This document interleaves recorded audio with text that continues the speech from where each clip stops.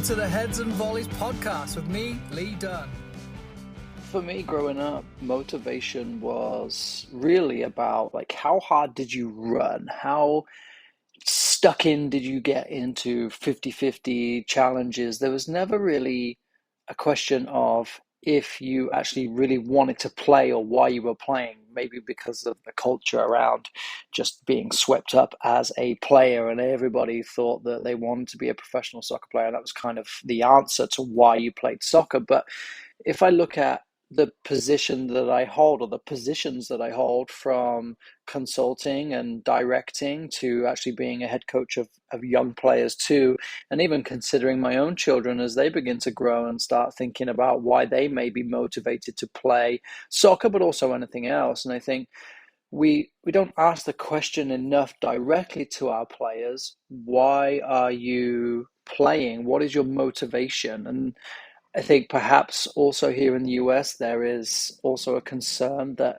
there are parents with ulterior motives to why their kids are playing. You think about clubs with high status or the right patch on their arm, whether that's an MLS Next or an ECNL patch or anything like that. But the really big thing is kind of what are we doing with our players, and how are we considering what their motivation is?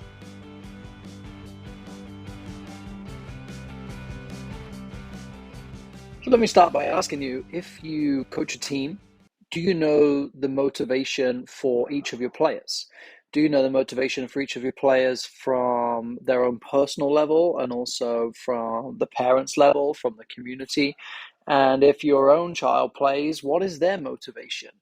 Because I think there are plenty of players that will play and will continue to play whilst their parents are taking them. But then there are also probably plenty of kids who could probably just be happy enough to not play anymore because they don't get taken to the game anymore, don't get taken to practice anymore.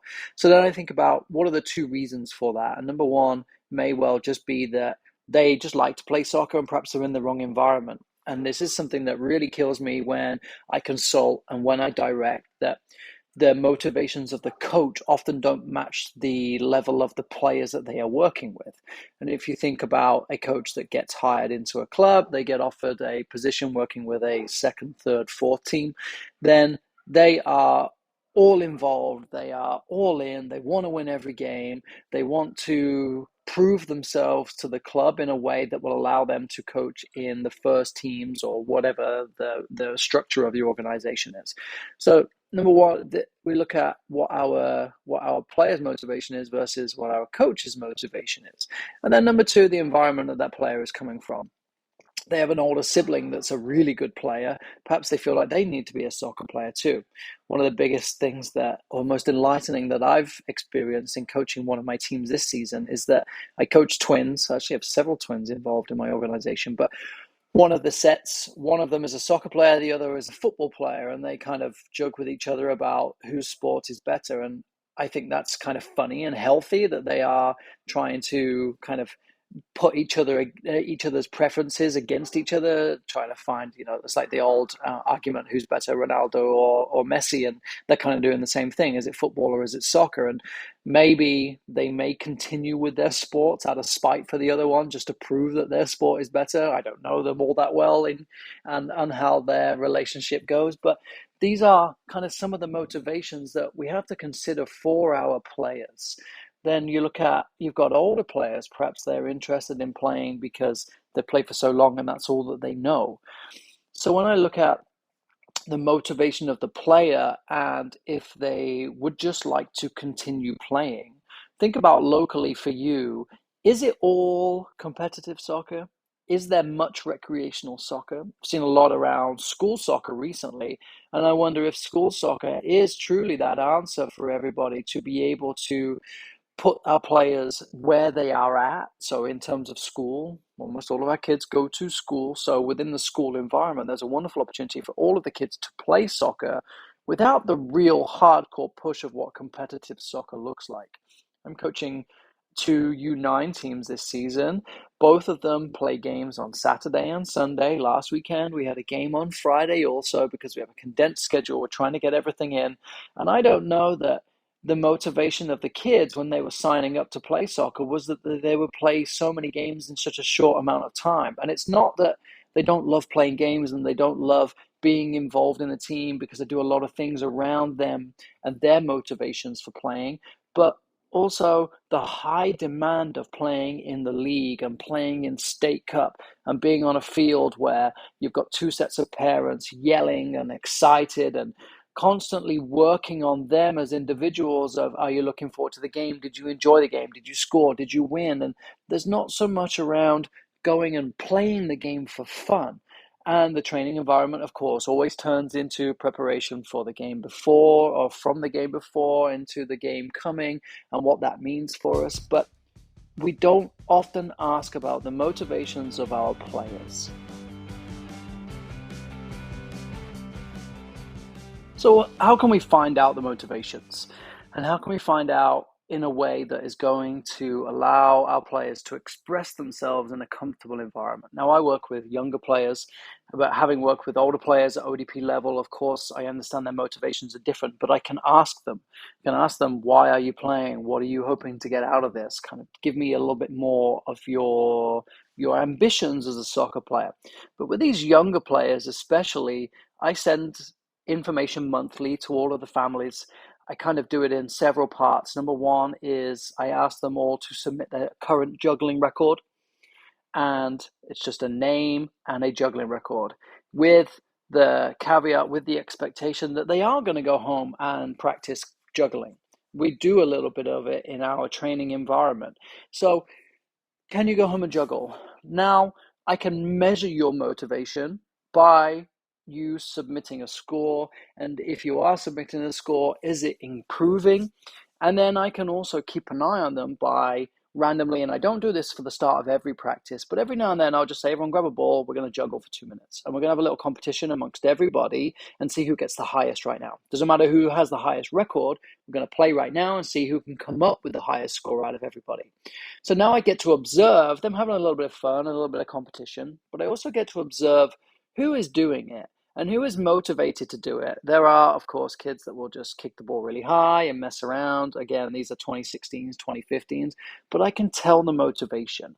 Now, I'm sending this to the parents and asking them to chat with their child and to submit the form, which again is just a name and a score.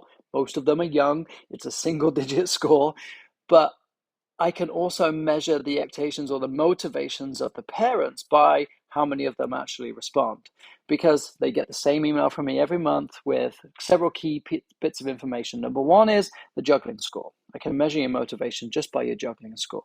Number two is some form of family homework.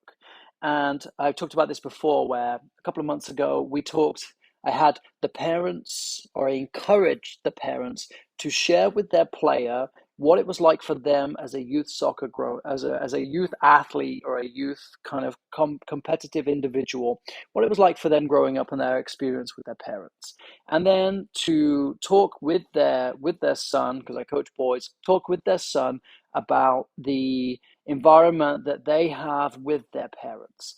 So the example would be that for me, my dad used to stand on the sideline and put his thumbs up. That was when in the game I'd look at him and I just get a thumbs up. And that meant so much to me.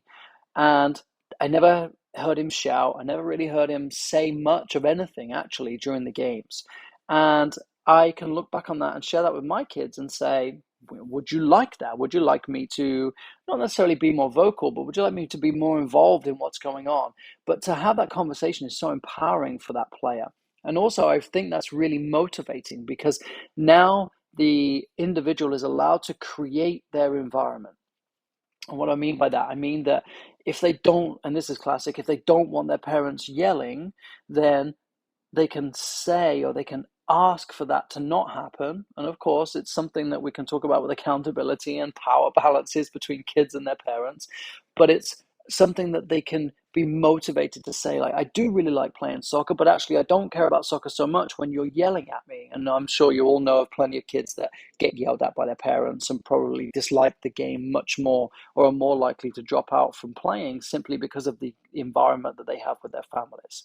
So we talked about what it's like for them. this month I added in motivation. So there is a little online course for motivation, and basically just having them explore why they like to play soccer, why they like to play, and this is true for anything. Why do they like to read? Why do they like to do whatever it is, play games? So, and then we take that information, and I try and take that information, and then I keep that in mind when I'm coaching the players. Now, I know that a couple of the players in my team are friends. So when I'm building practice teams for small-sided games, I will often say, you two are on the same team in this activity. And it just seems like such a simple little thing. But I've talked about the FIFA green lines before and building the best relationships between players. I have two players that speak Russian. I play them together as much as possible because they're on the same wavelength just from a language perspective and a background perspective.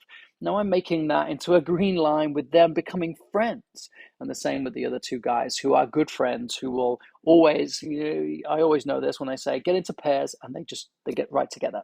So I know that I can stretch them and separate them and compete, or I can put them in a game. And we've been working on partners in 7v7 and how you support wide in a partnership. Play them together. You two are friends. You're more likely to support each other and help each other. So even just knowing the motivation that they're playing with their friend can help me tailor what I'm doing with my practices, with my game plan. And then the same goes to maybe they play because they want to be a pro soccer player. Maybe they play because their dad was a really good soccer player. Well, then I want to know what position dad played, and I want to know what dad says to them, and I want to know what dad does on the sideline. So I'm watching for all of these things to ultimately say to a kid at the end, here is how I can help you. Here's how I can benefit you. Here is secretly how I can pull on that motivation string and watch you go. And there's another player who I have in my group who is a competitive baseball player, and this is just an example. And he's very, very smart. He plays, I believe it's shortstop. And so he's used to observing and watching and kind of anticipating, or at least reacting very quickly to where the ball is going to go or where it's gone. And versus some of the other players who don't have that observation skill, but he loves also playing baseball and he also loves soccer. So then I can motivate him by saying, those skills that you're learning by playing baseball, we're going to take that into soccer, and here is how you're going to use it. So it's not like he's playing soccer and baseball. The way I framed it is that you can use the skill that you've learned from one and you can use it in the other. So you're essentially playing the game in the same way. And sure enough, when the opponent builds out, we have kind of like a mid to low press. We don't just go chasing in. And he hides around the center circle inside the half, and he's watching for where that player is going to play the ball, and he jumps on it, just like he's jumping on a ball in the shortstop position, which is something that I wouldn't know unless I asked him about his motivations, unless I asked him about why he does what he does as a soccer player, why he wants to be involved in the game, why he is in the middle of my practice practicing his baseball swing when he's on the outside of a positional play or a rondo activity, which at first was really annoying. And I told him, hey, don't disrespect my soccer like that. But then the big picture is I understand who he is. I try and have this conversation and I want to know him better because I'm only going to work with him for a year or 2 years. So then he's going to move on to somebody else. And then what I do is I build a profile on all of these players and then pass them on to the next coach. Even if they leave the club, I'll send it to their parents and say, you are welcome to share this with your new coach, because that player has a wonderful talent that is often, I guess, disregarded or belittled because it's baseball. And we have this big thing about baseball and soccer and my sport's better than your sport. But it's so valuable, and that's a motivation for him. So I encourage you to share with your families, to share with your players an activity around challenging them, how they can identify what motivates them, and then also understanding how you can use that to your advantage. because then I think when we start motivating our players, the desired behavior that we want from all of our players is that they fight and they don't give up and they try hard and they go home and they practice and they come back to us better and better all the time, and we win tournaments and state cups and all of that stuff, which ultimately is going to be a byproduct of us understanding and learning how to communicate with our players, learning how to engage and challenge them on their level, which ultimately benefits your level. So there's some motivation for you on this beautiful Friday. I hope you have a wonderful weekend. Games galore. I have 3 games, a little bit lighter than the 5 of last weekend, but it's never a dull day around here. At Lead on Soccer, please do let me know if you want more information around what I do with motivation, or if you have any questions, or you want to kind of explore this a little bit more and need some guidance. I am certainly more than happy to share what I'm doing.